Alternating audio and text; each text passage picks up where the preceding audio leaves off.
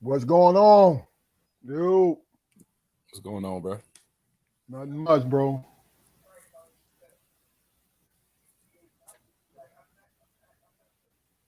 Welcome everybody to this edition of Strong Perspective Podcast.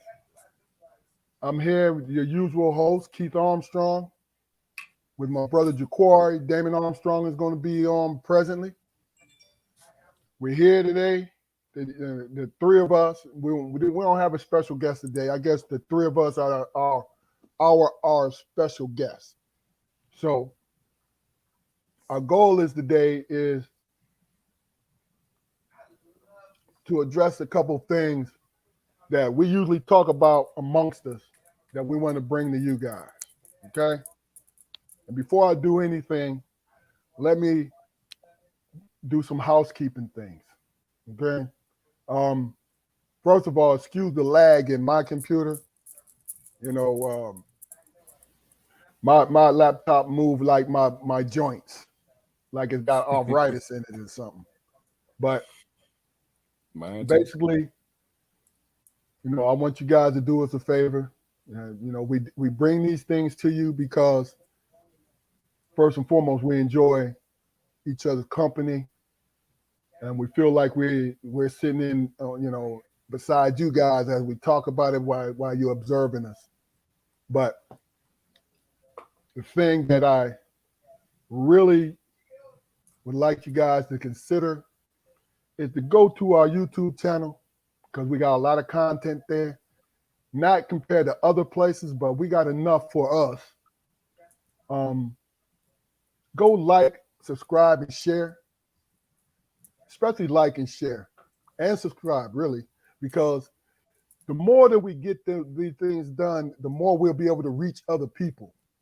And that's our point, because we always say this every podcast. We do this for everyday people. That's important. It's going to start resonating with you guys, when it's going to sink in what we mean exactly. Because I consider myself an everyday person in the sense that I'm living this life trying to make things work, trying to make things happen. I believe my brothers also feel that they, and Juquarry can concur, Damon also, they some special motherfuckers, but also everyday people too. So make sure you go, mess with our content and, just check us out. With that being said, Juquarry, how you doing today, my brother? I'm good, man. I'm good. I've been down bad, man, for a minute. I messed around and Tuesday morning, man, I got hit with my sciatica, and then my doggone gout started acting up on me, man. Shit, I was praying for better days, man. Yes, sir. Praying for better days, for real, man. But I done got that. I done got a little relief on the gout. My back's still bothering me, but beggars can't be choosy. There it is. Hey, look, and I tell you, I'll be perfectly honest with you. I would rather have the back pain than the gout. Oh man, I couldn't walk. I was all drawed up and shit. Now, I can't let my wife know because she jugged at my foot and shit. Of Like, course, man, of but course. what's wrong with you? Leave me alone. Yeah, you know what, man? I've been thinking lately, man. To get us a couple more subscribers, man, we might have to start singing to them. Hey, look, I can hum. You know what I mean? Yeah, you got a pretty, you got a pretty good voice, but I can hum. You and Damon, y'all carry a tune. So I don't know if I can carry two, man. I can sell that motherfucker though, man. I made people believe it. Like shit. look, a smoking crooner. Yeah. Shit. When I'm Yeah, doing karaoke, I smoke while I'm singing. Shit. That's yeah. people be amazed.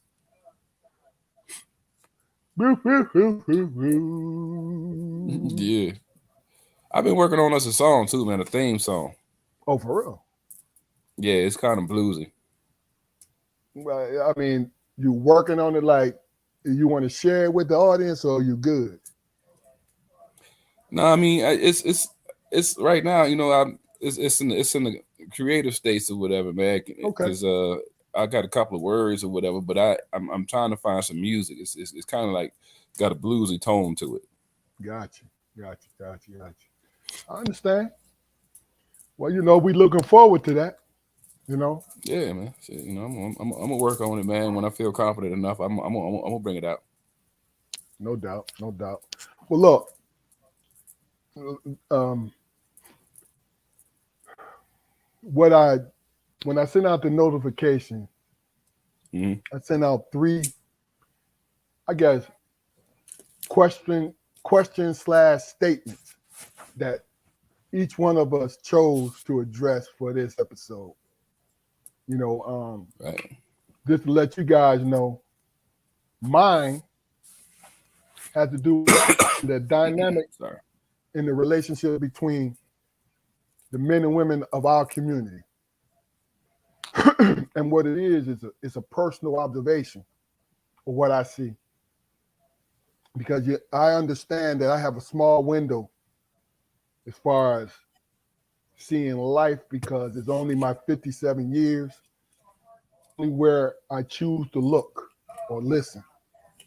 So it's more or less, I'm looking forward to go in and really share with you and Damon, what's on my mind. And we're going to wait a couple minutes to see if he's going to be able to get on. But this to share what's on my mind. If not, we'll just go ahead and then, he can jump in. He can tag in when he's ready. And did you remember your question, Juquarry? You broke up. What'd you say? Do you remember your question? Yeah, my question was as far as our community goes, man. Do we have a mentality of uniformity?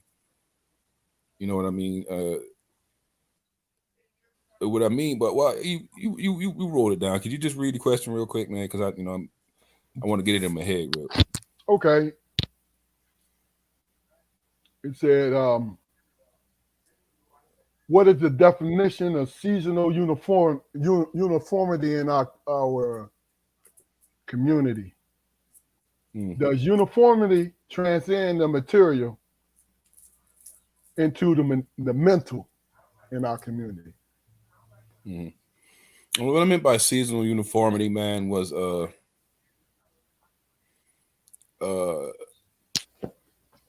and we've always had a sense of style or perception of style. But that being said, I mean, even though we know how to take different fashions or whatever and rock them in unique ways or whatever, the bottom line is it's the same fashion that everybody else is is buying. It's and the current stuff that's out in the world. Everybody's going through like a skinny jean phase right now. Back in the days, everybody had a Jerry curl. Everybody who was somebody had a Max Julian coat back when I was in, doggone middle school. Everybody got to have, at least a couple of pairs of Jordans. And Jordans, I mean, they haven't changed designs in the last, 15, 20 years. They're reselling the same Jordans, but we keep going out and buying them. Why is that? Well, look, waiting in lines that's crazy They're lines. dangerous. Yeah. That in some cases can be dangerous, man.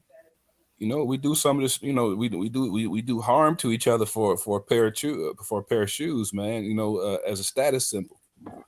To attain a pair of shoes as a status symbol, we'll do harm to each other. Because I know dudes who get these shoes, man, and don't even wear them. Don't even wear them. I think that's most of the culture, though, Juquarry, because people, for some reason, sneakers have become a status symbol. We loved our sneakers back in the day now, but we bought them to wear them. Yeah, and we loved them. We loved them, and that meant that we took care of them.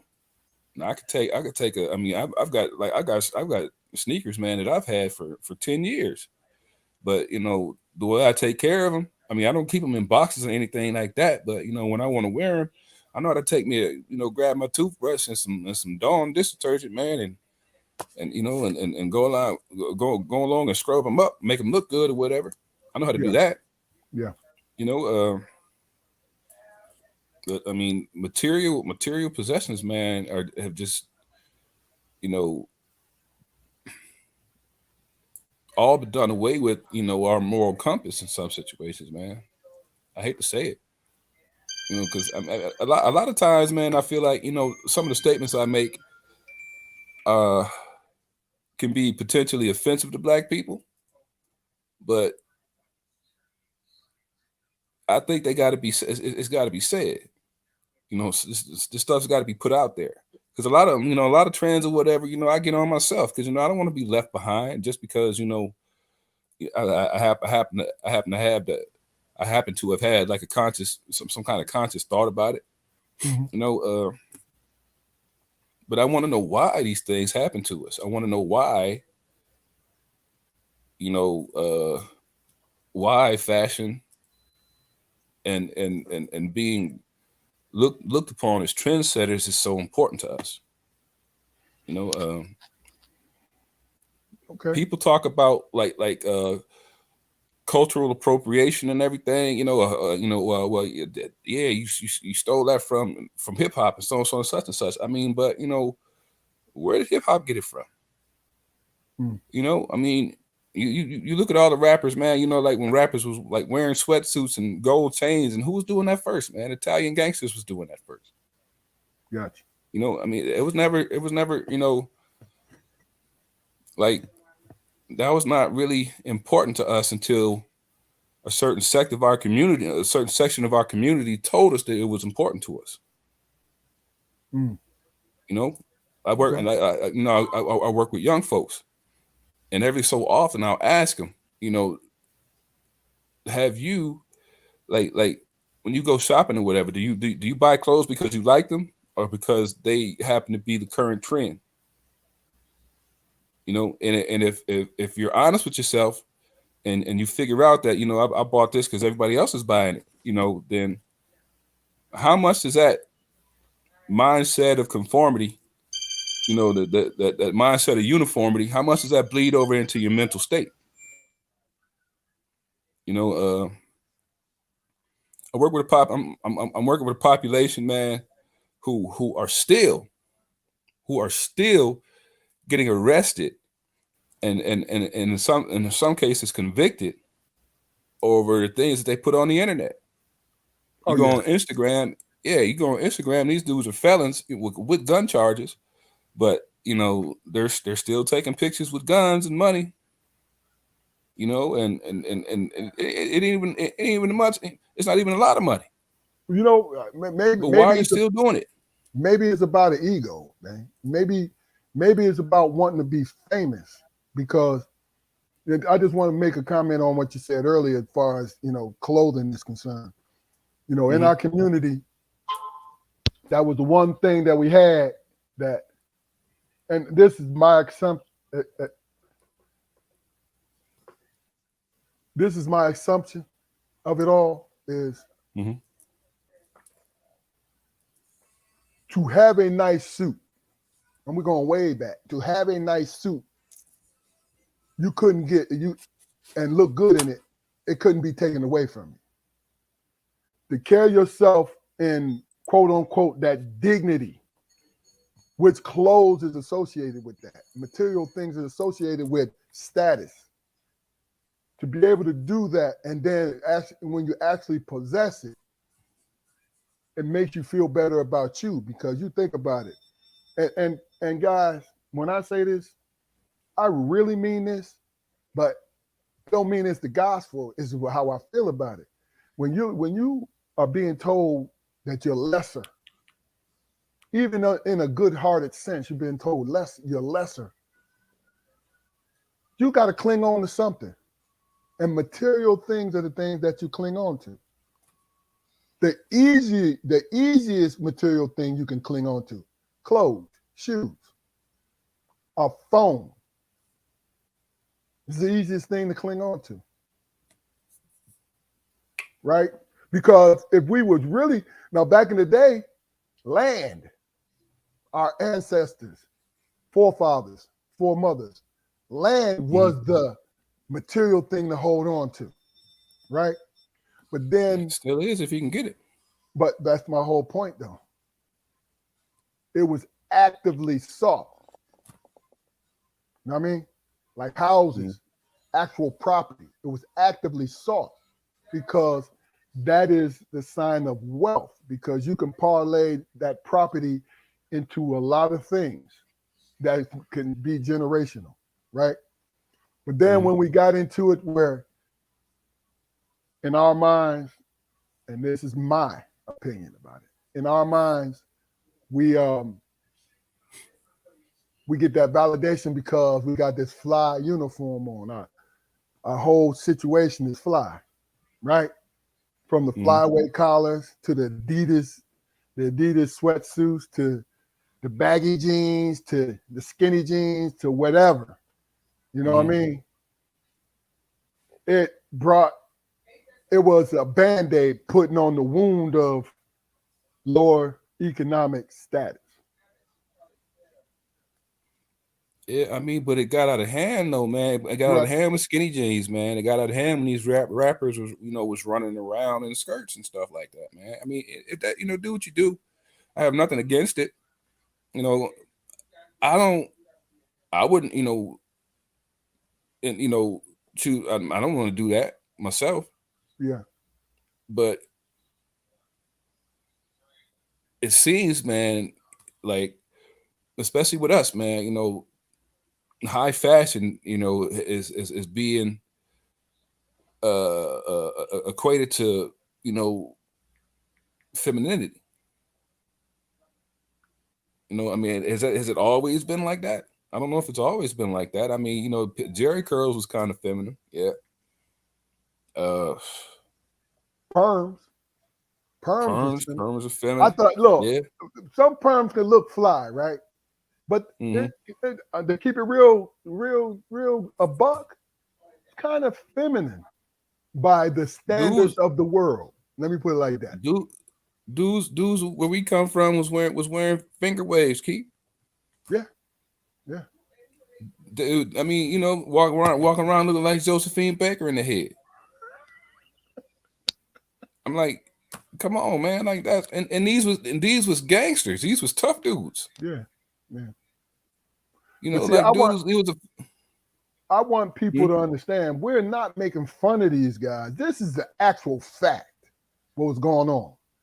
Like during the time that this is my personal thing. During the times when it was Jerry curls wasn't for me. Not because I thought it was womanly and nothing like that. No, it's too much of a mess. It was too much of a mess for me. You know what I'm saying? Was. And too much of a responsibility. You know what I'm saying? To keep it up. And the finger waves. I used to think the finger waves was wild. I liked waves though. The little small ones that guys can get, right? But folks out there, what the finger waves was about. Them big old long waves. And I say again, I didn't think, oh man, look at you, look like a girl. No. It was this like, yo, I don't know if I have the responsibility to actually take care of that kind of thing. Cause dude could just get his hair done, and 3 days later, he walking around his head looking like a wet mop. And that's another. I mean, like we didn't used to get our hair done, man. We used to get our hair cut. Yeah, but you know what they did back in the day? They did go through the concholine, where you burn your hair, just to get that. And basically, it was a hardcore finger wave. Is what it was. Yeah, that pompadour. Yeah, the lie. Yeah, it will put lie in your head. You know what I'm saying? Yeah. And just to straighten your hair out, to straighten your kink out. So it all. I see Damon keeps trying to come in, but he's not clicking in. But we're gonna be patient. But yeah, it's basically what you. Okay, let me see if I understand as far as your what you were saying about your question. Mm-hmm. This is the way I received it from you, more or less, that when it comes to trying to fit in uniformly, we put ourselves in not silly. That's not the wrong word. We put ourselves in situations that we normally don't do, right? Because perfect example, skinny jeans. Honestly, that was a fad. It still is, I guess, but that's a fad that people made themselves like. Yeah. And same as baggy jeans. Made themselves like that fad because it has no practicality and it don't look nice. It don't look nice. Yeah, No, and I'm not talking about from that masculine, oh man, you got your ass out. You know what that means in prison. That ain't what I'm talking about. It look, and okay, I'm an old head, but really and truly, youngins tell me, how does that look good? You know what I'm saying? How does it look good? Yeah. You got a pair of skinny ass pants on, but it's like a uniform because they always have big bulky ass shoes on. Yeah. Skinny pants and big ass shoes. What the hell? I get it. But I mean that's Remember, and you was a little young, but it's still around your time. The Lee jeans, where they were tight. Right? Not skinny, but they was tight. They're straight-legged jeans, right? That people would wear. Yeah. I got big ass thighs and big ass calves, man. And plus, back in the day, they wasn't making clothes for me. I was, between the age of the height of 6'5" and 6'9". In those days, they wasn't making clothes for me. You know what my godsend was? Honestly, my godsend was, and this is no lie, was when baggy jeans became in style. I was able to find jeans to fit me. You know what I'm saying? It's real. There's no doubt about it. But go ahead, Spoke. I didn't mean to cut you off. No, you cut me off. But then, I mean, then for me, man, and maybe that's where I'm all perplexed at, man, because I ain't never had access to cute stuff neither. I always had to make whatever I had to make it work for me or whatever. So as far as the fashion trends or whatever, I was never able to follow, and I kind of couldn't follow, and it made me frustrated to a certain point. Yeah. But it being on the outside looking in at something that's really popular, and having the state of mind where you can analyze these things. Once I got over my bitterness for not being able to wear that shit, I'm like, man, everybody's looking the same. Everybody's looking the same. What was it? When I first moved to North Carolina, what was it, 2005?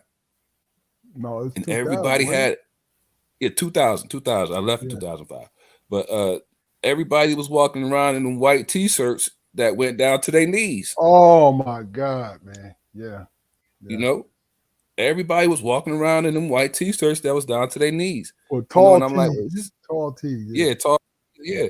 And I'm like, was this dude, are these dudes Muslims or what's going on? Not that that's a bad thing, but they just all standing out on the block. Everybody's looking the same in a long white t-shirt. Yep. I used to call them liquor store t-shirts. You go into any credible liquor store and buy 5 for $20. Yeah. That's real. Which now, now that I think about it, man, it would have been cool for me, man, because it was nothing like that. It was nothing like that when I was coming up.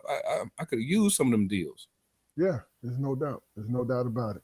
And it was easy access, and you fit in right away. It didn't have no designer print on it at all. Yeah, it was just regular. Yeah, but the Yeah, tall tees or whatever, yeah, I get in them motherfuckers, and it'd just be a regular t-shirt. a regular T-shirt. Yeah. I tell Yeah. you the funniest thing about it is I tell people this all the time. The reason why, I love fashion, right? But I'm not fashion conscious. I don't need to wear, I always tripped out how one year Keith wanted a Gucci buckle. For Christmas. So I'm like, all right, whatever. Yeah, you gonna get it for him, Keith? Yeah. I said, well, how much are you? When I found out how much I said, a buckle. You know what I'm saying? And my point is, it ain't about the money. It's about what you're willing to pay for it, man. You know what I'm saying? It's like folks is willing to see. My saving grace was they didn't make clothes for me. So I was a basic dude, man. And the thing about it, I was not only tall, I was big too. So if I ran across something, was pure godsend. That's it. Because I couldn't go in the regular store. I couldn't do anything like that. I remember when they used to, when I was in college, it was the Joe College look, the preppy look. You know what I mean? With your Lacoste, your alligator on your shirt. You know what I'm saying?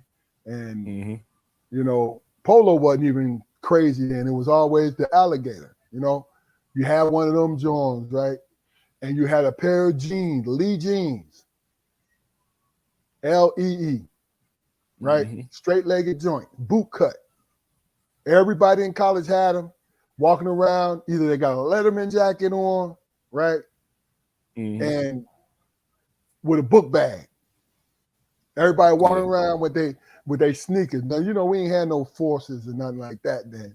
But, you got on some, like, Converse sponsored our team. So we was rocking the Converse all over the place. You know what I'm saying? And then Nike came. But the point I'm trying to make is sometimes when you go against the grain, you don't have a choice. And that was me. Because I look back on it, and especially in my wilder days, I had more confidence. When I look at the pictures, I had more confidence than I had gear. You know what I mean? Yeah. So I sold myself. Because I would look at the gear I had on, I was like, motherfucker, you went to a club with that shit on, man? Damn, you got your shirt tucked in like that, dog. You know what I'm saying? And it's like,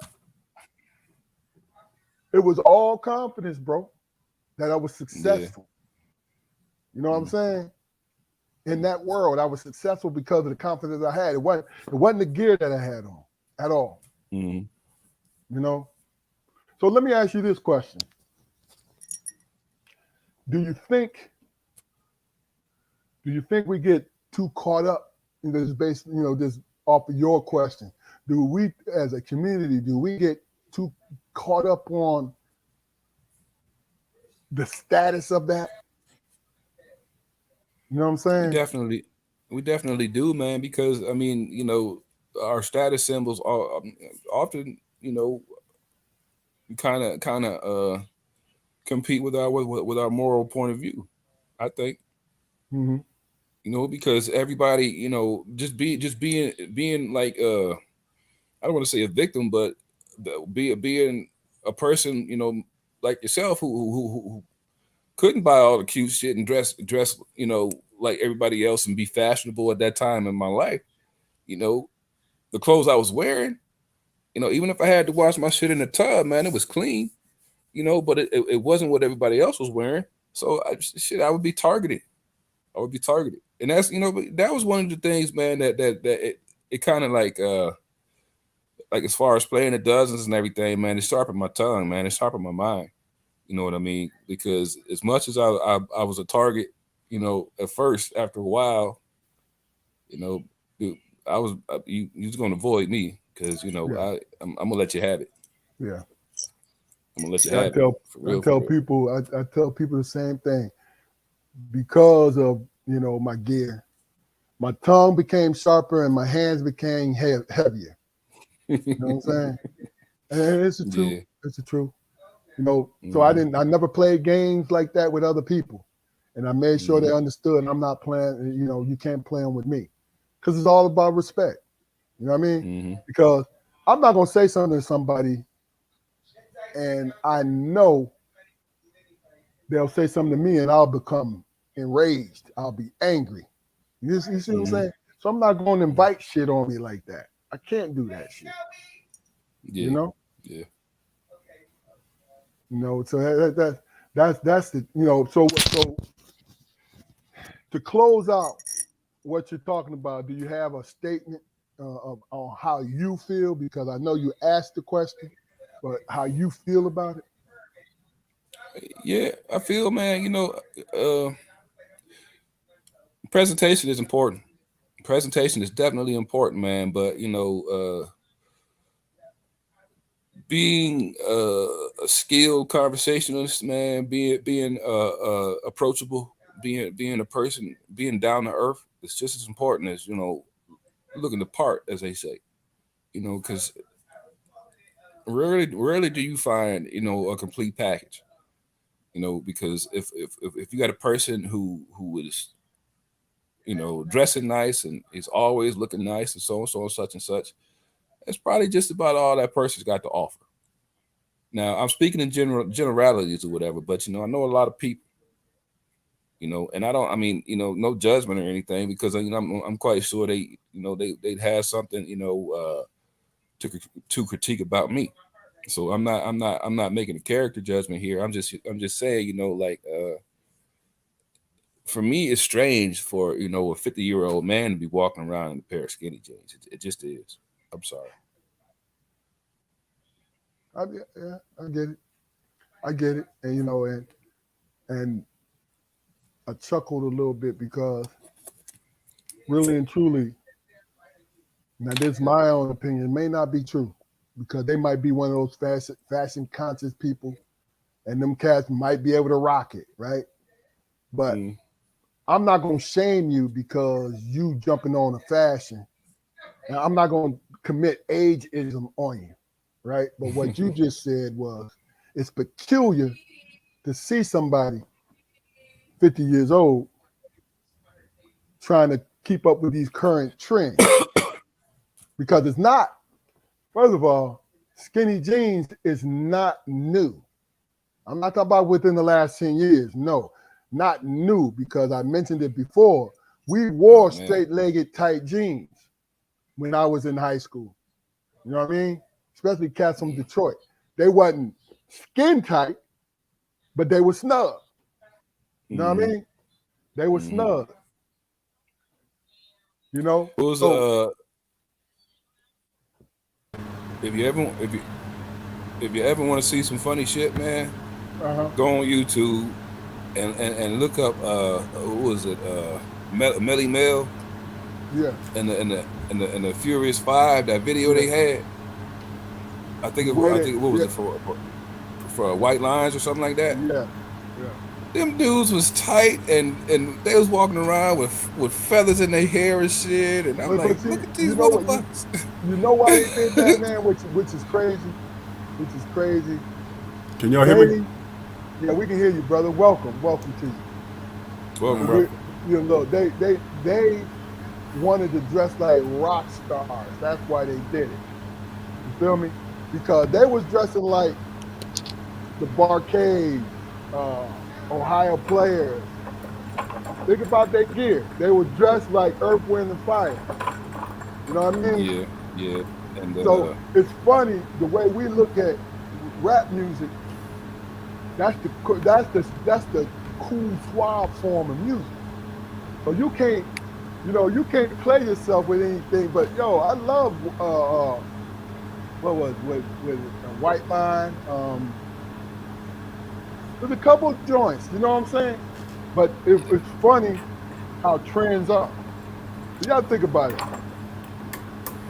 This is, just to close it up, and then I'm gonna have Damon comment on this. Close it up. The flyaway collars, man, with the different color print. I would kill somebody for one of them Johns back in the day, right? Like, kill them. Like, man, I wish I used to sit up in the damn platform shoes. I would kill somebody for that. But you look at it now, I'm talking about you looking at it personally. Now you be like, man, ain't no fucking way. Fucking way, man. Yeah. Even watching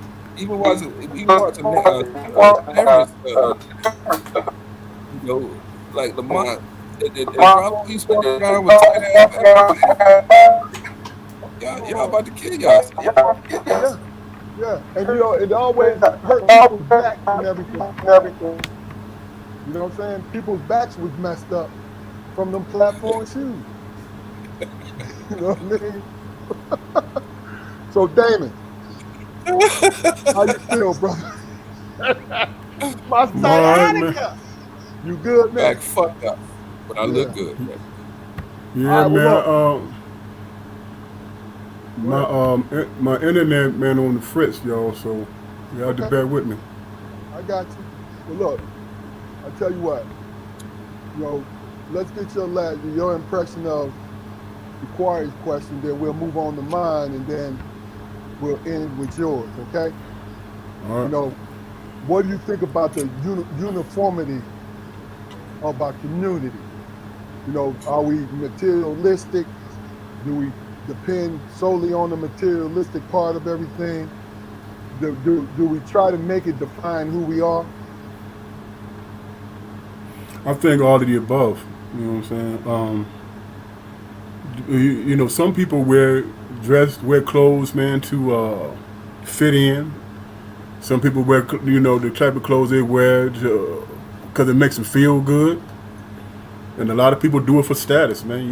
Name brands and stuff like that. So, yeah, it's definitely something that drives the community. To wear certain designer stuff. And I think that lasts for most people. I think that trendy stuff lasts to a certain age. Once you get your mid-30s and up, you're pretty much looking for your own style then. You know what I mean? What fits you, what makes sense. Because you think about it, man, when you see a cat 54 years old and he dressing like he one of 20-year-olds, he looks absolutely ridiculous, man. Look, that's what Juquarry just said. It's true. It's true. And if you got grown kids, they looking at you like, hey man, come on, man. Yeah. No. Now look. Daddy, you got to stay out of my jeans, man. Look. Look. They rather see me in dad jeans than walking around in skinny jeans, man. So. Yeah. And what they call them, the blue jean shorts, jorts or whatever. I never understood that. Yeah, they talk about if you wearing blue jean shorts, these young folks talking about you, dude. What is that? Yeah, they call them jorts or some shit, man. And that's my thing, man. Even though I might be entertained by what somebody got on, I'm not gonna judge him for what he got on. You know what I'm saying? That's my thing. Like the old heads, our uncles.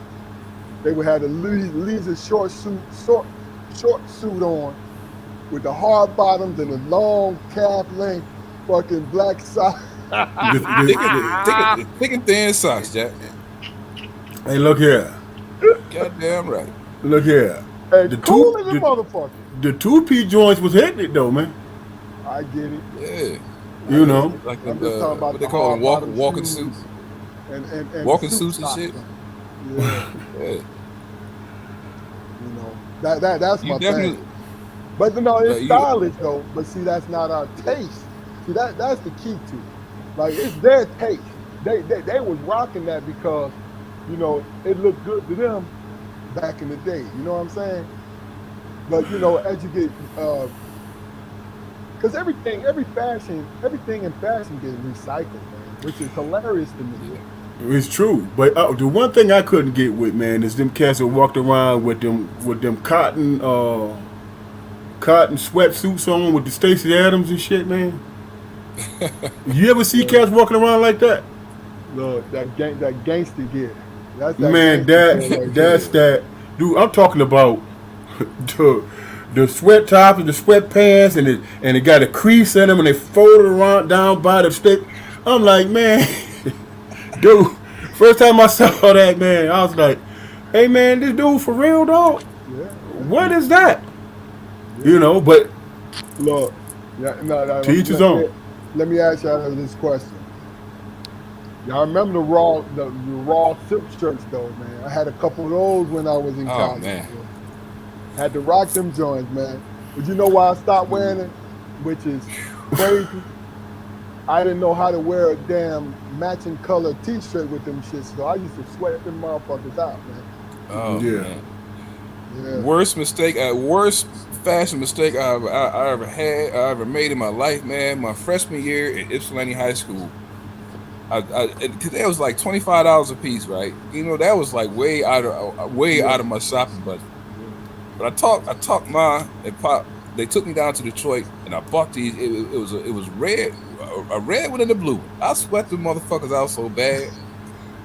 Look, when I got home, after wearing both of them, I had to throw the motherfuckers away, man. I mean, I had to throw them away. My first day of school, man. I don't know if y'all was there. I don't know if y'all remember Coach Jeremo. Coach Jeremo, he was the head of varsity. When I got to Ipsy High. Now I'm walking around, I was sweating this shit. He called me to his office. He was like, Armstrong, look, it's a nice shirt, man. It's a nice shirt, but you got to take that off, son. He gave me a Ypsilanti Braves football shirt, and I put that son bitch on, and shit, I was good from then. I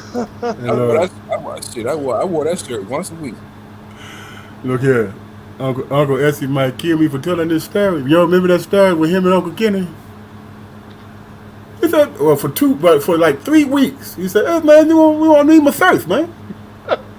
We ain't gonna bring my thirst, man. You know what I'm saying? 2 weeks passed.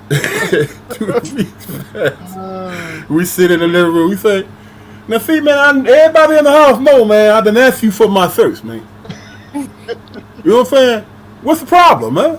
You gonna, he said, man, I will bring them. He said, I will bring them next weekend. So next weekend come, he had them on the hanger. He had them on the hanger. It was about 3 of them. He had them on the hanger, and he had them on with Kenny. He said, what's that, man? He said, he said, no, man, them your shirts, man. It's your shit. Oh, yeah, He said, them your shirts. Them ain't mine. Over 3 weeks, man. You need to pay me some money. You done bought Look, them motherfuckers. Uncle, instead of putting them in the cleaners, Uncle Essie washed them. He washed them, and they was messed up and wrinkled and all. Uncle Kenny looked at me and said, them ain't my shirts, man. Them yours. Yeah. Man, you had to be there. It was the funniest shit, man. Yo, so let me ask you a question, Damon. He said, you keep those. I'm wondering, as far as the pecking order is concerned, did you want to approach your question right now, or do you want to wait for me to do mine? You go ahead and do yours, man, because I got on late, and I was in such a, I was kind of in a disarray a little bit, so, give me time to gather my thoughts and, get warmed up. It's such of a dizzy razzle, man, a dizzy razzle. Dizzy razzle. All right, look. I think, and this has always been my issue, You know, my question was the dynamics of the relationship between men and women in our community. So I listened, and I only have a small window, like I said earlier, I only have a small window of my life that I can judge from and just come to conclusions from, right? And I wanted to really and truly approach this conversation because it's a gigantic conversation. But it has to be a conversation that's done without your ego. So you can hear the truth in what's going on. See, I've been with my wife since 1986, 87. So that's a gigantic relationship, right? And we've had our ups and downs, and we've been, you know, loving at each other's throat, but the majority of the time, because we know each other so well, we bicker, right? So it made me start to really and truly evaluate if I'm doing something wrong, is she doing something wrong, or is it the fact that we don't see what it's really about? Now understand, brothers, this is how I feel. The funny thing about it is we depend, to me, in which I try not to do, but we depend so much on the outside definition of what a relationship should be. Right now, in these days and times, relationships is governed by your financial contribution as a man. And then what's coming in a close second is your virility as a man. How you satisfy your wife in the bedroom. And then the third thing, is, you know, they say is important, but is in the far off distance. Third is how you communicate with your wife, right? But each one of the things I just named is actually a one-sided thing, isn't it? When it comes to the pressure of quote-unquote good men, it is a one-sided relationship, in my opinion. And once we understand it's a one-sided relationship. Now, side note, I believe you should be selfish as a man to receive just as much as you give. But really and truly, guys, is that realistic in our community? And I'm not saying the women got the wrong thing going on. No, it has nothing to do with it. It's the simple fact that we are so guarded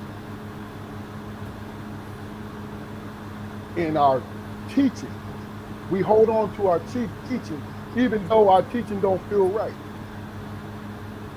Like the one notion is your woman should never see you cry, right?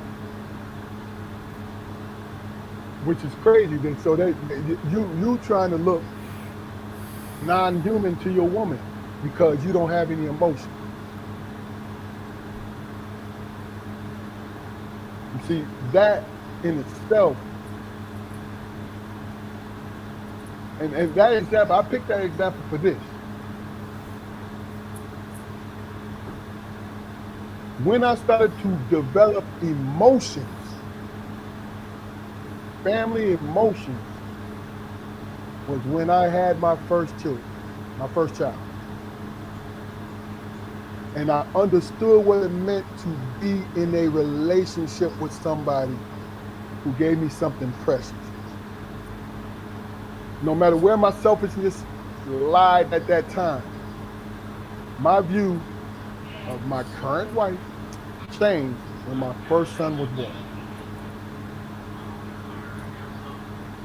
We weren't married at the time, but she went from girlfriend to life mate in my eyes, in that hospital room, right? I bring that up to say, just because you come to these gigantic epiphanies, these revelations and all that, don't mean your partner come up with it at the same time. Because if she's taught, and I'm throwing this out, this is rhetorical. If she's taught that a man is only supposed to be a provider, a protector, and he good, you're gonna lose out because you're gonna become resentful, right? That's my personal defense of it. Now I'm gonna bring it into the worldview. In our community, the male and female roles are defined by the people looking from the outside in, who are not even a part of our community, but they want to teach us how we should act, how we should be as people. Stereotypes is a form of conditioning.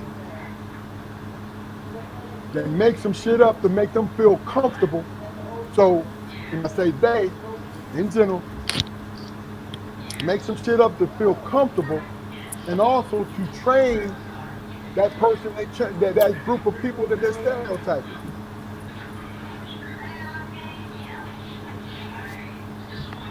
So I have a question for both of you guys. Partially it was reacting what I said, partially from what I want to know how you feel. Did the outside make our community, between men and women in our community, make that relationship adversarial? Damon, we'll start with you. Did the outside community make it adversarial? I think that the people that don't know any better, of course it can have some type of effect. You know what I'm saying? But in terms of the relationships between man and woman in our community, we have to be honest. You know what I'm saying? It's innate in a woman to find somebody who's protective and who's a provider, and you know what I'm saying? And what's the third? Protective, provider, and those things that make her feel secure. That's just things that's innate in females, man.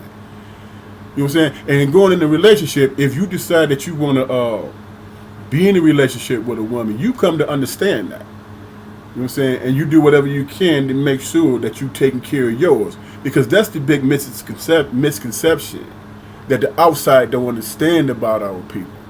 You know what I'm saying? When we decide that we want to have a family, you know what I'm saying? I'm talking about most of us. You know what I'm saying? When we decide we want to have a family and we pick a mate, we know that we're taking on that responsibility of keeping them safe and providing and all of those different things. You know what I'm saying? We make it a point to do that, you know, and that's loving from a man's point of view. See, the outside don't recognize that because they want to see us. Yeah, there are some elements, man, that they pour into our community to try to influence our relationships. Absolutely. You know, just for a couple examples, black men don't take care of their kids, which we all know is a lie. How many brothers you know that don't take care of their kids? You know what I'm saying? You can't even fill up one hand. I know in my life I can't. Most brothers I know do. But outside communities try to make that stereotype that. Make it that point, make it that that's an issue with us. The other is that we can't protect our women. You know what I'm saying? That we can't protect our women. Hell, they've been doing that since they brought the first slaves over. And they start beating them in front of their women. Hey, he can't protect you. So they go find the biggest, strongest, whatever they can to make an example of it. It's a psychological thing. But we all know that's a lie. We all know that's a lie. So, as far as who and what we are as a community, I think that, in terms of your question, I think that it is something that happens to us at an early age. But once we start getting into those relationships with our significant others, we understand that it's not that at all. You know what I'm saying? And people don't know. You know? People don't know. You start looking for your mate, man, in your 20s, in your mid-20s and up. You start looking for your mate. You start looking for somebody you can build something with in your mid-20s. 26 on down, you know what I'm saying? You're doing what you want to do. But when you get to that point and you start in your career, you start in your life, and you want to have something, you looking for that woman or man that's going to help you build something. Before, but you still have that element of, what kind of car you driving. You know what I'm saying? Do you live with your mama? You know what I'm saying? How you dress, all that silly shit. You know what I'm saying? And what people don't realize is that all that can be obtained together. You know what I'm saying? Together. It don't have to be something that's separate. Because my wife might come to the conclusion that I spend too much damn money on sneakers and shit. You know what I'm saying? And say, hey, look, let's look at some sales or whatever. You know? I don't know that. I'm learning. When you're dealing with relationships, my last point, when you're dealing with in true lasting relationships, man, you learn together. You learn together. You know what I'm saying? And you go through the actual process, and the process is shopping together. You know what I'm saying? Spending vacations together, understanding what your likes and dislikes are. You know what I'm saying? You learn that, and it all grows in unison. In the outside, and then whatever happening on the outside really don't matter, because one of the real evils in the world, man, is that element that tried to destroy man and woman relationships, especially black people. Especially black people try to destroy it and try to stereotype it and all that. You just got to stay vigilant, man, and realize that if you have a problem with your significant other, and there are some personal things said, that's because they know you better than anybody. They know your soft spots, man. You feel what I'm saying? And it's more personal. But if you understand it, you're like, okay, now I must have did some shit. For you to go that deep, I must have did some shit. Let's sit down and talk about it. You know what I'm saying? Yeah. But you had to have that maturity. You got to be able to, have that type of patience. I hope I answered your question, but I was trying to process a lot when I was listening to you. Okay. Juquarry. Yeah, that's a funny question, man. I mean, as far as outside influences, on relationships go, man, I mean, as much as you like to think, you try to rationalize those and and properly compartmentalize the outside or whatever, it still has a major effect, or still can have a major effect on the household. It really can. I mean, No doubt. I'm an outgoing person. Always been an outgoing person, but in social settings, especially with when I'm with my wife, her preference is for me to be more subdued, quiet, aloof. To have a perception of a bad attitude.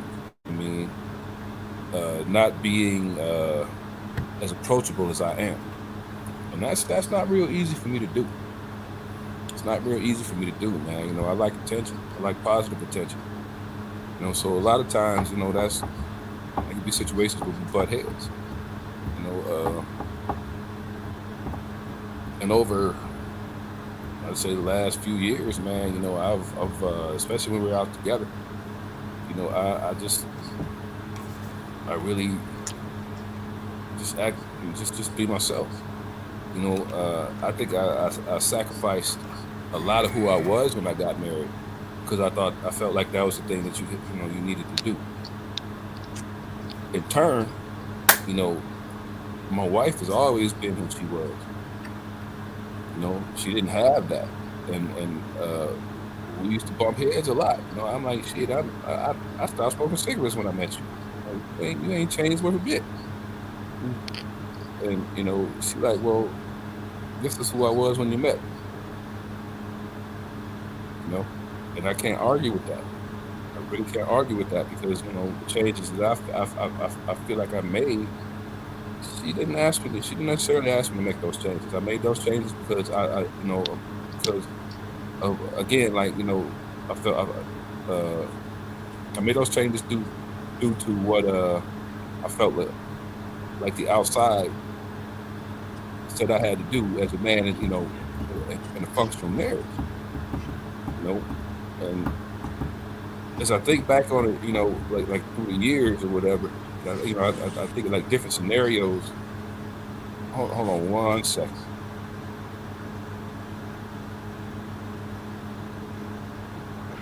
Hey, Damon. Yeah. Are your comments coming up, man? No. I don't think anybody's commenting. Are you seeing any comments? No, I didn't see any. Yeah, that's what I'm saying. Go ahead and finish, bro. You know, because we only really had 1 to 2 listeners. They don't stay on for long, man. But go ahead, Juquarry. But like I said, man, you know, just finish up my thought, man. Like over the years, man, you know, I've been trying to get back to, you know, who I believe myself to be before I was married, because that's the person who I attracted. You know, that's the person who attracted my wife. You know what I mean? And compromises that I've made over the years, man. You know, in her eyes, I see those compromises as her seeing a weakness. I hate to say it like that, but you know, because you know how competitive she is. Y'all both know my wife. Y'all know how competitive she is. You know, and when she's got the opportunity to stand out, that's what she's going to do. She's going to stand out. You know, my question to her is, you know, why is it necessary? Why do you find it necessary for me to dull my shine in order for you to shine? You know, and that's not only a question that I have for her. That's a question I've had for, you know, I could ask other women that I've been involved with. Why is it important for you know, you to kind of display a measure of control over me? You know, and let alone, you know, why I accepted that. You know, I can answer that. I accepted it, you know, because like I said, you know, I did it for the sake of the relationship or whatever. Oh, no, you did it for love, man, not the sake of the relationship, because you too strong a man to do that. You did it for your mate. Let's just keep it real funky now. The things that we do, not to cut you off. Now, hold on. Let me just say this, man, because see, basically, the 3 of us known each other all our lives. So we known each other through every relationship that we had. So when I see you give something up, you feel it's worth it. You know what I mean? I'm sorry to cut you off, but I you know, it ain't the sake of it, man.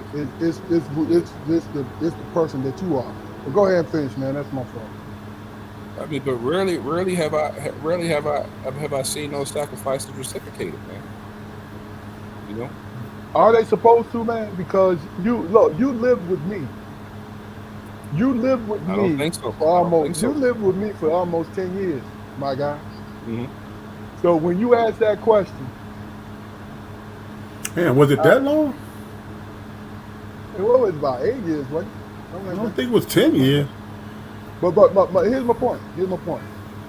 Here's my point. Understanding that sometimes you do not. When I give, is because it's here. You see what I'm saying? No reciprocation, because sometimes people don't know how to. You know what I'm saying? I mean, but that's gonna put you in the mindset, man. You know, 'cause I've been in this mindset, you know, many a times, you know, throughout my marriage, man. You know, just feeling like I'm losing. Like fuck, man. Like, man. You know, every once in a while, you know, and I would say stuff like this to my wife. You know, like every once in a while, you know, it's okay for you not to win. It's okay for you to concede. Yeah. It's okay. I do it all the time. But you know, I've recently I've found myself policing that. You know, because if that's not what makes her up, then you know, who am I to elicit that kind of change in her? Can't change nobody. That's People real. change because they want to. The choices I made them because I wanted to. She didn't pressure me to make those choices. And You look, know, that empowers us, because that let us know. To me, I'm right along with. I'm right where you are, man. Because my empowerment it was my choice. If I didn't do it, I wasn't gonna lose shit. You understand? I saw that. So once I made that commitment, it was because it was well thought out, and this is what I wanted to do. That's it. Nothing Think more, about nothing it. less. The thing about it, man, is when you doing for your significant other, you know what I'm saying? One of the main reasons that you're doing it, I'm just speaking from my own personal experience, man, my own feelings. The reason why I do it is because I can, and like y'all said, because I wanted to.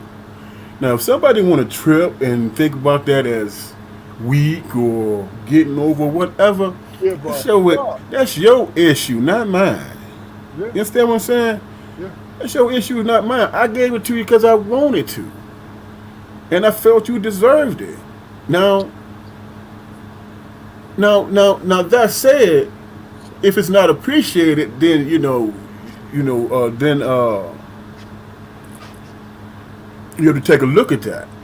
But Yeah, it doesn't diminish what the hell you did exactly. whatsoever. I mean, in fact, you can't even bring that into the equation. You know what I'm saying? If you being an asshole now, that don't mean that you know I didn't appreciate doing for you back then. It made me feel good. Hmm. So I don't even get all caught up in that madness, man.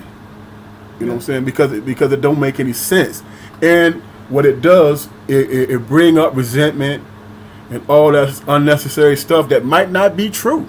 yeah, That might not be true. When you a couple and you start stereotyping each other and start putting labels on each other, and it's like, how do you win in that situation?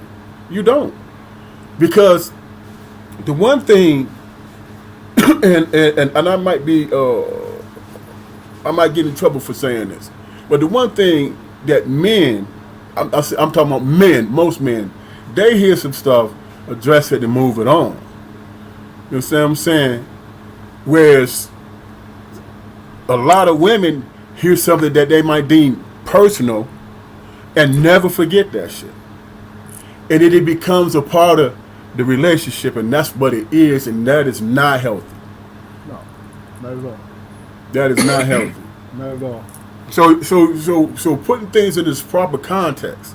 Hey, I'm in this relationship with you because I want to be in this relationship with you. You know what I'm saying? That's the reason why. Nothing other than that. So whatever I bring to it, it's because I choose to bring that. and it makes me feel good doing so. You didn't convince me of shit. Yeah. You see what I'm saying? You didn't convince me of anything. I convinced myself you deserve this. Yeah. You know what I'm saying? So, but I digress. All right. Well, before we move on, I want to say something that I want both your comments. You know, just in life in our community now, we've always had that, you know, songs and people say, I don't need no man, right? But now it's become a culture where in our community, it is men and women, black men and women are adversarial. Single, together, it seems like it's an adversarial relationship. You know, my question is to you guys, and I'm just going to expand on it in just a minute. My question is to you guys, do you see this adversarial relationship? I mean, as a whole, not in your individual lives. I'm talking about as a whole. But you know, what is being broadcast on our children, our sons and our daughters. Well, I don't need a man. Oh, if he broke, he this, he that, right? You know, and I'm not saying it like I'm upset about it. What I'm saying to you is, sometimes, man, people speak from a place of pain and injury. But when you give somebody a platform when they're in pain, what are they going to say? And you're going to gain allies who are also in pain. I'm talking about men and women, not just women, men too. These ain't this, and this ain't that, and she ain't this. So what about you, my man? What kind of motherfucker is you? Because I asked them kind of questions. Not because I'm jumping on the side of the women. No, because the women, you know, they be on some, you know, always pointing a finger, but don't never want to redirect that finger back to themselves. Never. Which is funny. And I'm talking about when they're in a relationship or they have this adversarial thing. You know, because I'm on social media because of this, what we're doing, right? And I've run into this all the time where somebody like, oh, the black woman is not protected. You know, that hurts me to hear that when somebody says that and throws it out there. Because first and foremost, it's too many motherfuckers who locked up right now because they think they was protecting their woman. Well, 6 feet under. Exactly. And vice versa. Sometimes it's you know, it's brothers who ain't shit. So I'm in the middle. I'm on the median of this shit. I'm not gonna go on both sides because it's not fair to go on either side. It is life, it's human beings. So my thing is, do you guys see that there is an adversarial relationship in our community? And I'm not talking about as a whole, I'm talking about that little snippet that keeps leaking in. Have you guys seen it? You definitely seen it, man. I mean, it's a societal narrative, man. I mean, you said it before. I mean, you know, it's perception out there that we you know, black men really are no good to their, you know, to the world, let alone households. You know, we're just we're ever-present burden. Sometimes that bleeds over into our households, man. Seriously. I mean, especially if you know, our significant others aren't shining as brightly as they think they should be shining. I mean, that's just what it is. From what I see. Damon, what you think? It absolutely does, man. But when you know better, you do better. When you know, with maturity, man, comes those tools you can use to block out the foolishness, man. Because that's really what it is. You know, if a person, male or female, if a person is hurt and they want to lash out and they want to express themselves, then dumb shit come out their mouth, man, and they include the whole group, which is unfair. You know what I'm saying? And just because you can point out examples, that doesn't mean that you're right. That in its totality, you're not. You're not. You know what I'm saying? And there is a degree of responsibility of the shit that come out your mouth, man. Especially when you got an audience. If you got a young girl or a young dude that's like 14, 15, 16 years old, hearing that foolishness, the next young lady that this brother run into might be your daughter. You understand what I'm saying? Might be your daughter, and then it start perpetuating itself into something other than, like he said, people are doing shit out of pain and hurt. Because if somebody treat my daughter bad because somebody treated him bad, that's messed up all the way around, man. And it gives me that perception over this young brother who, because nobody went to him and said, dude, you can't judge everybody by your situation. You can't. You know what I'm saying? You learn from that, you move on. You know what I'm saying? You don't take that pain and spread it around. See, that's what we do in our community. If you want to know the truth, we take pain and spread it around. You know what I'm saying?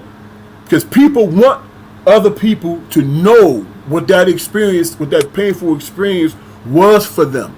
That's why they identified with the sad music. That's why they identified with that hardcore gangster, I'm finna go at you type rap shit. That's why they identify with it. But everybody know, come on, man, let's be real. Everybody can't be no pimp. Everybody can't be no thug. Everybody can't be no baller. Everybody can't be, you know what I'm saying? You have to be who you are, which is special. But if you don't know or learn how to internalize, be humble, and then move forward armed with information, then you're going to spread pain and you're going to spread hurt. You know what I'm saying? But I think the older that we get, man, I think that kind of subsides, and then you start realizing that you're an individual and you want to be respected as that, then you start respecting people on that level. You know what I'm saying? And hopefully people will start giving out that message. Because the most powerful brother, if there's any sisters listening, the most powerful brother on this earth is that brother who's been humble and moving and governing his life from that humility. You know what I'm saying? From that humility. Not in a weak way, but in a way to say, you know what, I realize I got flaws and I need to be better.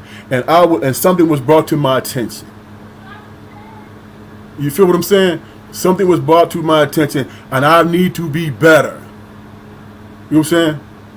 Because and the last point, what people need to understand, going into a relationship, if it's something that you're trying to build, you giving your best self to it.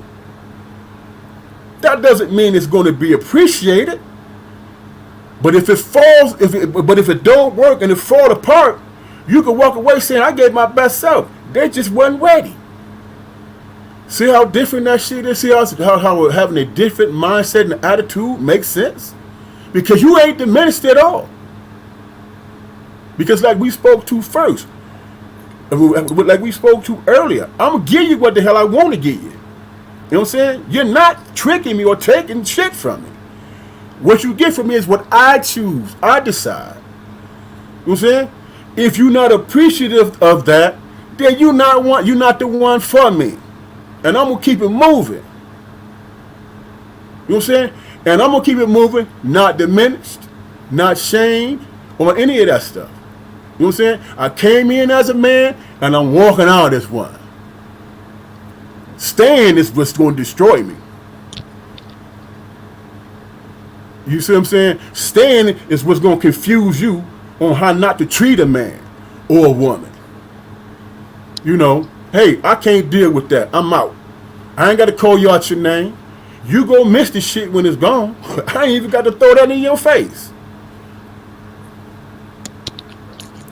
You know, but it's all based on the individual, man. I mean, it's how you choose to see the world, man. Okay. You know. All right. Well, look, this is what we're going to do. We're going to approach your question, Damon. Then we're going to roll into, I'll let you speak on it, Juquarry, if you want to. We're going to roll into, you know, your familiar segment at the end, okay? Mm-hmm. Do you remember your question, brother?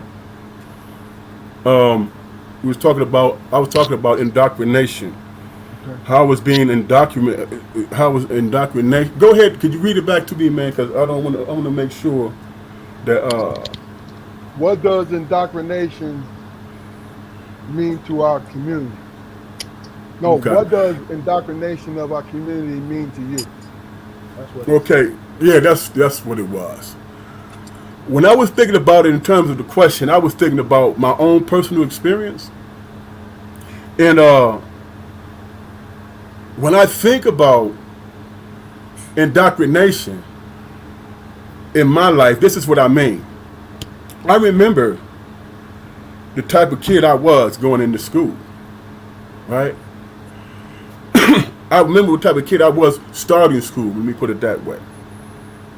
And when I was allowed to be myself, yeah, you know, understanding with boundaries, nap time and all that, snack time, I got all that. But most of the time, it was socializing and being whatever, right? As kids. But as we started moving up, that's when my trouble started. You know what I'm saying? Because I was being put in a situation where I had absolutely no interest. Yes, I wanted to know my ABCs and 1, 2, 3. Yes, I wanted to know all that stuff. But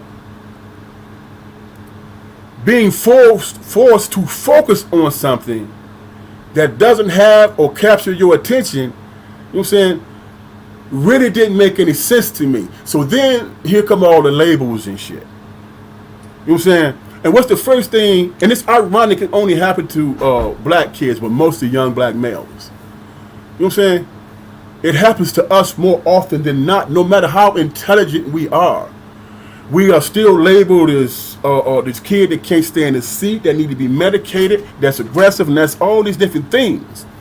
You know what I'm saying? And I think, and this is where the indoctrination part comes in, you know, it goes against who you are. Because, you know, if you are an individual, if you are a young person who's coming into their own individuality, and then there's something that's forced on you to make you do something, that's not healthy. That's not a healthy learning environment. You know what I'm saying? And then all different type of things sprout out from there.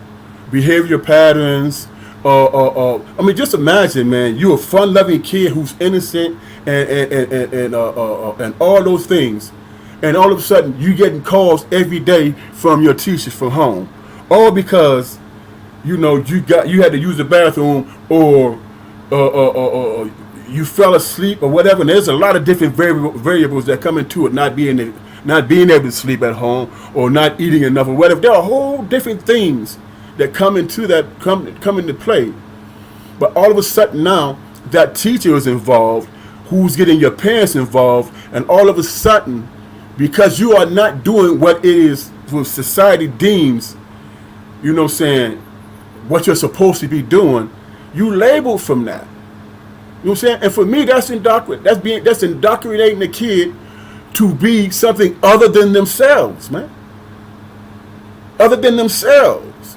And in doing that, all this different social bullshit comes into play. What I mean by bullshit is you being labeled. How many times, man, have you known a kid, man, that was loving and quiet and you know, and innocent and all that stuff? A couple of years later, after being in school, they dropping out, smoking cigarettes, don't want to be there. It's because it's not a place for, you know, it's not a place that's conducive for their personal growth. It's only that when we really think about school as a whole. You know what I'm saying? It is just my opinion, but when you think about school as a whole, isn't that a place where we send our kids for the system to find out who's the smartest to put into a car? Are you following what I'm saying? To put into a car to keep society going. There's no individuality in that. You know what I'm saying? As opposed to an open school where they work with kids based on their interests. You know what I'm saying? And they have patience. And they make them feel like they matter. Whereas, you know, they testing you, and that determines your intelligence. That determines whether or not you're gonna make it in society. You know, so for me, that is the earliest form. For me, that is the earliest form of indoctrination. You know, when I first started going to Fletcher. Hold on for 1 second. I wanted to excuse us. I'm working on, you know, this is a black folks' home, so they don't care about my internet. Excuse my internet, folks, as we're going in and out. But we're going to make sure this thing is A-OK next time. Go ahead, Juquarry. Yeah, I mean, when you speak of indoctrination, man, you know, when I first started going to Fletcher Elementary School, man, you know,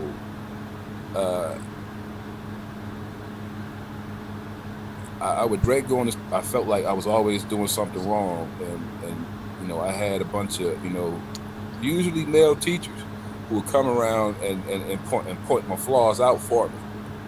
You know, because they didn't think, you know, I was cognitively sharp.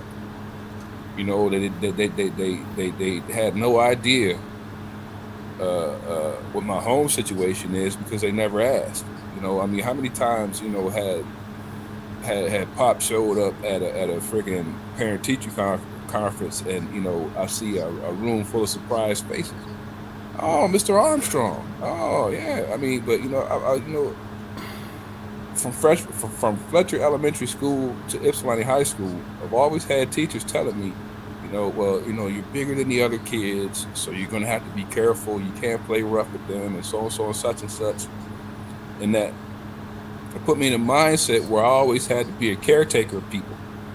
That wasn't my nature, you know, because I found it funny that as gentle as I had to be with these kids, they had no regard for the key. You know, I mean, I would be in situations, you know, at recess, you know, where I'd have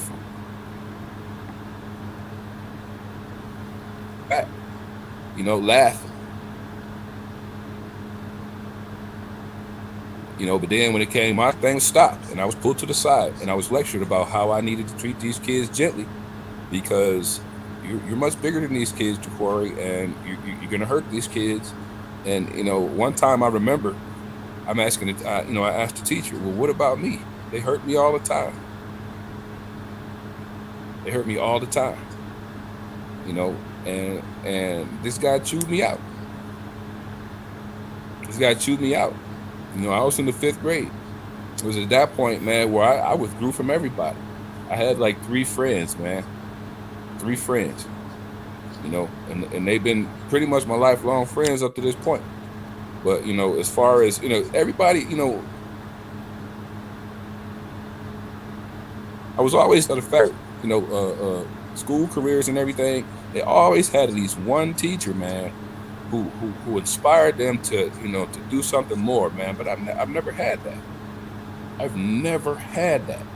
I could not come up with a name of a teacher, man. Even my black teachers, I could not come up with a name, you know, of a teacher who you know, bothered to give enough of a fuck about me to say, well, look, man, you know, I see this potential in you, and so and such and such. You know, why don't you try this?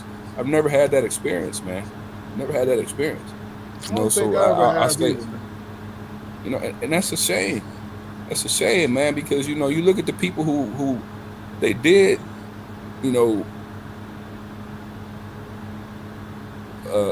man, and in many cases they may have turned out okay, but like I said, during that conversation with that teacher, what about me? I come here for the same thing that they come here for. I wish You I'd know, have knew. I'd have went up there and mopped their asses up. I mean, that was, it was. I survived it. But a lot of my school experiences, man, I look on them, man, and they might have been innocent, but I'm bitter about a lot of that shit, man. Seriously, like the fact that what I just told you guys, man. I never had a teacher who I believe took an interest in me seriously, and in school or whatever, we would have people, who was, certain black female teacher, black male teacher, oh, that's my uncle, that's my, and with no blood, relations at all. I didn't see those people as that, because those people never gave me the time of day. Yeah. They never gave me the time of day, man. And and I wish we could have them on this platform, man, because that's something that I could say, to their face. In all honesty, you took no interest in me. You took no interest in me. What you did was you kind of like tried to massage me into being a statistic. Okay. My basketball coach, man, my high school basketball coach, man, he handed me my diploma when I walked across the stage and graduated from high school. And he whispered in my ear. He said, "I didn't know he was gonna make it." And I'm like, "Wow." Okay. What the fuck? Really? Yeah. At that point, he said that. Wow. He said that. I mean, he was joking and laughing. Yeah, yeah. I didn't think he's gonna make it, but yet and still, during those, I had some rough times. Yeah, but yet and still, he never provided me with any options. That's real. Wow. I had to feel my way through that shit. And that wasn't the case for everybody else. But you see, that's the thing about it is I had a similar experience. But the one thing I came to the conclusion, man, and as much as I wanted to be a part of the group, because I did. But God always pushed me toward the individual. He always pushed me, you have to be an individual. And that shit is lonely, right? But I can sleep at night. You know what I mean? I didn't learn that till years later. Keith, shit, I wanted to be in the in crowd. Yeah, I did too. No. I did too. And that's real. I did. Hey, Juquarry, Damon, I wanted to be a part of the in crowd. But the in crowd, and it's not like they kicked me out and, oh, you stay out of here. No. The in crowd just, no. I was cleverly forgotten. Oh, man, where was you? What are you talking about, man? You know what I'm saying? And I'm not blaming them, because what it is, like I said, God has always pushed me forward to be an individual, to have to stand on the island by myself. And it's lonely, but it is satisfying, because everything that I give is genuine. Everything that I feel is genuine. So I have the same emotions as everybody else. But the one thing that because the person that I am and the life that I led is I don't stay down for long. I don't stay down for long. So what I'm hearing, man, is all three of us in our experience, because we was put in a position where we were expected to be connected to this group, which was our classmates in school and all that stuff. We had these type of experiences, and that's what I mean by indoctrination, because we were put in positions that was outside of who we was. Because I personally, I love being by myself. Usually, I was never comfortable in crowds. Well, You know. and that's It was the hard truth, for me, man. man. So It was hard for me. it is. But see, here's the thing. I never really spent time feeling sorry for myself, but the shit, I didn't like it. You know what I mean? But Right. then what I did was I tell people all the time. Started loving who I am. I got into a relationship with the most important motherfucker that I knew. That was me. You know what I'm saying? And then my guide was me bending over and praying to God. And it helped me to get to know me. I learned me in And I college. get it. I get it, man. But you know, all those people who I just mentioned or whatever, man, it kind of busted me up, man, because those, you know, my perception was that those people had no expectation of me whatsoever. And the way that I seen myself was, you can put this motherfucker on my back, Mm-hmm. you know, and that's the attitude I have now. Put it on my back, fuck it, get out of my way. I don't need no credit for it. You know what I mean? Because I've never got accolades. I don't believe I've ever been properly supported.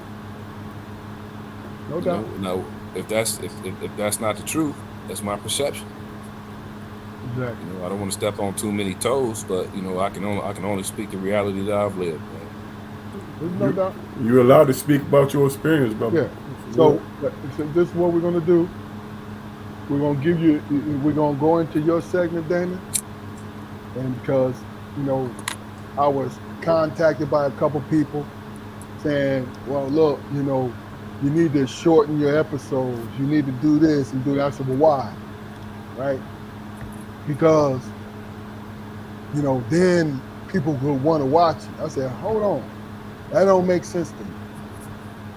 If they want to watch me, they'll fucking watch me. You know what I'm saying? If they want to watch Strong Perspective Podcast, they'll watch it. It don't have nothing to do with the link. You dig? But what's wrong with watching for a few minutes and then getting your ass off? You know what I'm saying? You don't have to watch the whole joint. And that's my point, though. Here's my point. The three of you, the three of us know why we're doing this anyway. You know what I'm saying? Because it's something that we're doing with each other. Right. And whatever guest that comes on. That's what it is. You know, and I'm not saying it in all malice. My point is, you know, understand when you support somebody. I posted something on the line a couple of days ago. You know, there's a difference between critiquing and criticizing. And what makes it the difference is the energy that you give off. You dig? That's what it is. So I'm gonna give you 5 minutes, Danny, and then we're gonna bring it on home. All right, y'all. I'm gonna do something a little different this today. And I'm gonna make a couple of bold predictions, brothers. Are y'all ready for this? Okay. I looked at the Detroit Lions schedule. And here it is. My bold prediction is they're gonna win at least 11 or 12 games. Mark my words. My man. Mark my words. And people that see this and laugh at me, at the end of the season, they're going to have at least 11 or 12 games won. I bet you that. My second prediction, bold prediction. Michigan, when they meet Ohio State at the end of the season, when they meet Michigan, what is it? How many games they play? 12? Yeah. Michigan to be 12-0, and Ohio State to be 11-1. I don't know who wins that game, but I'm just going to tell you what the records is going to be. Ohio State is going to be 11-1, and Michigan is going to be 12-0. You know what I'm saying? And that whole playoff join, whatever they do, they're going to be really struggling with that if Ohio State beats Michigan. they're gonna have to struggle with it. You know what I'm saying? Because Ohio State, they're gonna lose to somebody that's like unranked. I'm telling you that right now. And that is my prediction, folks. Yeah, it is. That is my prediction, and that's what I had. That's what I wanted to say. Lions gonna win 11, 12 games this coming season. Michigan gonna be 12-0. Ohio State is gonna be 11-1. And when they come together, you know what I'm saying, the winner of that game is going to the Final Four. Got you. I got you. Well, look. Ain't nobody gonna say, hold on now. Whoa. I thought you wanted us to comment on it. That's what okay, go ahead. I'm riding with you when it comes to them damn Lions, bro. Right? Mm-hmm. You're being generous as far as them 12 wins, but at least 10 I see. You know what I'm saying? But you know, we long-time Lions fans. We don't bullshit when it comes to our Detroit team, man. I'm riding with you. I see 11-12. Harbaugh, this is the year when he showed me that he's a coach. That's it. Mm-hmm. That's all I got to say.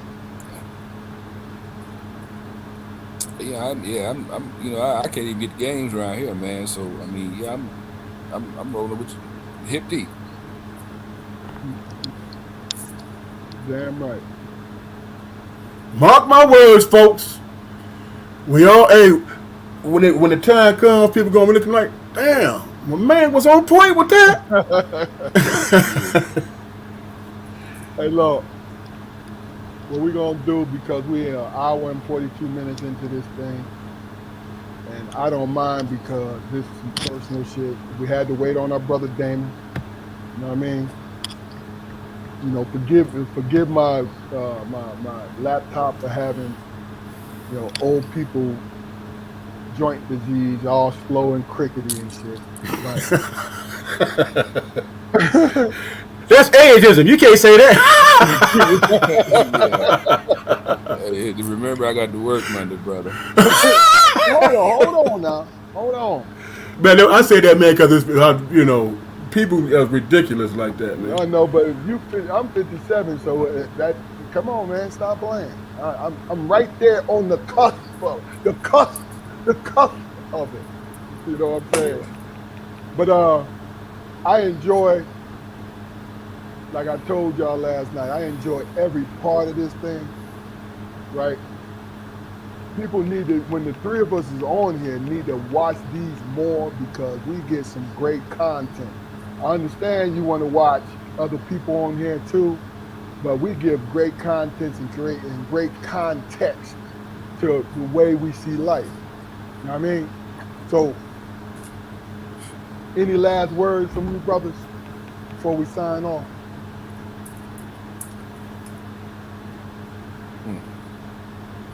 Me and my brothers got a podcast. Strong Perspective Podcast. Me and my brothers got a podcast. Strong Perspective Podcast. You just had to laugh, didn't you? I just had to.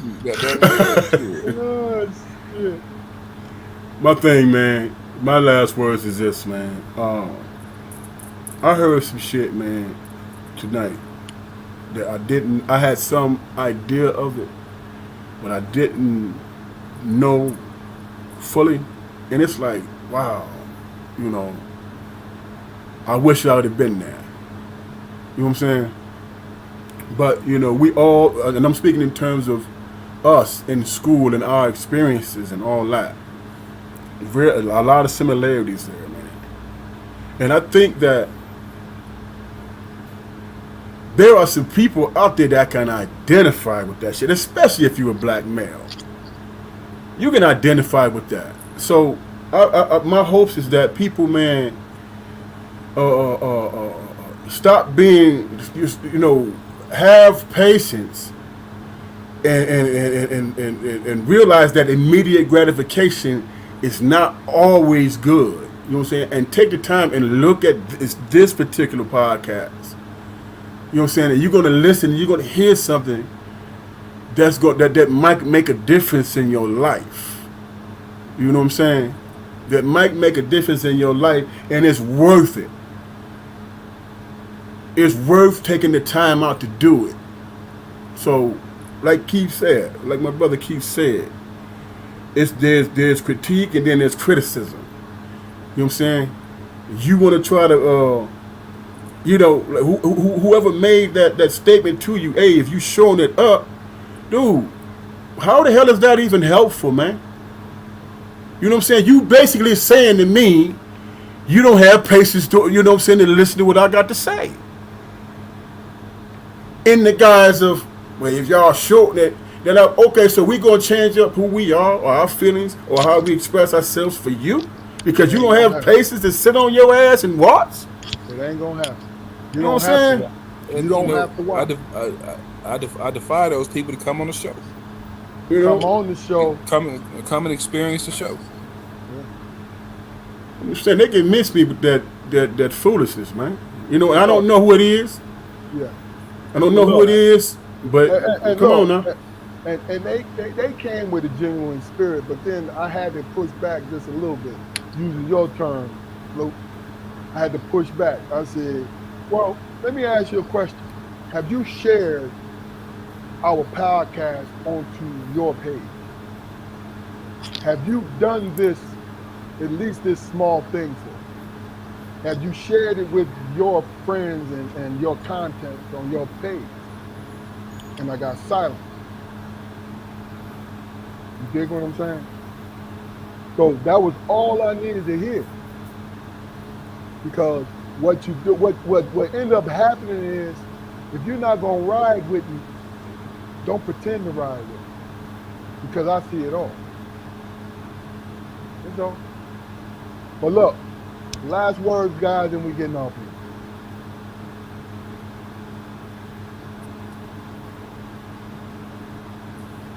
Come on out and fellowship with us. That's what it is. This is a fellowship. No doubt. You ain't gonna be Damon? attacked. You're gonna be comfortable. Damon? I concur with Juquarry. You know, it's all dialogue and you know, give it a try. You know what I'm saying? See what your experience is. It might be a great experience. You know, I enjoy the people. Thus far, I've enjoyed the people we've had on here. You know. Okay. Well, look. I put it in the beginning. I put it in the middle. I'm gonna make this motherfucker a sandwich. Like, share, and subscribe. Like, share, and subscribe. That's all you have to do. Just go to the spot. Just subscribe. If you don't want to stay, you don't have to stay. But look, if we people push us to the forefront, we got goals we want to meet, and that simple click will help us reach those goals. Okay, I got one more another country. Hey man, shout out to my beautiful wife, man. She was paying attention and watching. Thank you, baby. Love you forever. I love you, Sister Gail. All right, sister-in-law. Love you. And I love my wife too, even though I was low-key complaining about her crazy. Really? She's gonna be mad at me for another week now. you ain't gonna sleep tonight, brother. All right. Thanks for watching Strong Perspective Podcast. We'll see y'all next week.